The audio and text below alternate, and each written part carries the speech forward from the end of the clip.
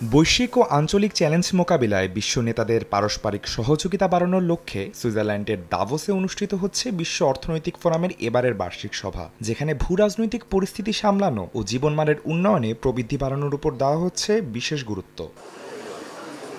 সভায় অংশ নিয়ে স্থানীয় সময় মঙ্গলবার সাইডলাইনে জার্মানির চ্যান্সেলর ওলাফ শলসের সঙ্গে বৈঠক করেন অন্তর্বর্তী সরকারের প্রধান উপদেষ্টা অধ্যাপক মোহাম্মদ ইউনুস। এ সময় শলসকে রাষ্ট্র সংস্কারে গঠিত কমিশনগুলোর কার্যক্রম সম্পর্কে অবহিত করেন প্রধান উপদেষ্টা। দুই নেতা জুলাই বিপ্লবের কারণ, প্রতিবেশী দেশগুলোর সঙ্গে বাংলাদেশের সম্পর্ক নিয়েও আলাপ করেন বৈঠকে। এ সময় গণতান্ত্রিক উত্তরণ প্রক্রিয়ায় বাংলাদেশের পাশে থাকার প্রতিশ্রুতি দেন জার্মানির চ্যান্সেলর। দুই নেতার বৈঠকে উঠে আসে বাণিজ্য সম্প্রসারণ সহ রোহিঙ্গা ইস্যুতে সহযোগিতা বৃদ্ধির প্রসঙ্গ। জার্মান ব্যবসায়ীদের ঢাকায় পাঠানোর আহ্বান জানান অধ্যাপক ইউনুস। এছাড়া রাখাইনে জাতিসংঘের তত্ত্বাবধানে রোহিঙ্গাদের জন্য একটি নিরাপদ অঞ্চল তৈরিতে জার্মানির সমর্থন কামনা করেন।